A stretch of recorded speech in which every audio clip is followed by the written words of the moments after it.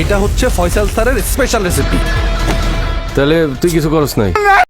তাহলে কি এবার মেসি আকারে কামব্যাক হতে চলেছে আরভিন শুভর?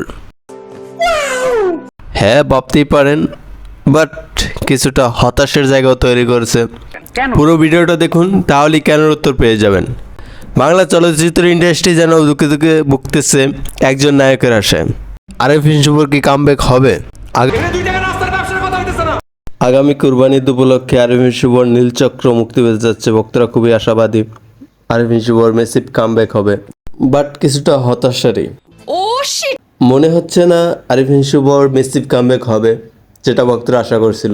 সম্প্রতি সার্টিফিকেশন বোর্ড থেকে ইউ সার্টিফিকেট পেয়েছে নীলচক্রের। সার্টিফিকেট পাওয়ার পরে যেন হতাশা আরও দ্বিগুণ বেড়ে গেছে, কারণ সিনেমাটার যে রান টাইম 2 ঘন্টারও কম। অনেক হতাশারই জায়গা তৈরি হয়েছে।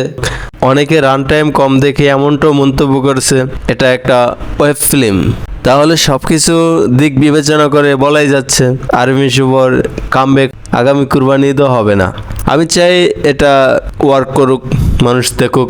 পরবর্তীতে আরভিন শুভ আরও বেশি মেসিভ কামব্যাক হওয়ার সম্ভাবনা আছে। সো নেক্সট কোনো বড় প্রজেক্টের জন্য আমরা অপেক্ষা থাকলাম। বাংলা চলচ্চিত্রের জন্য আরভিন শুভ খুবই প্রয়োজনীয়, খুবই দরকার।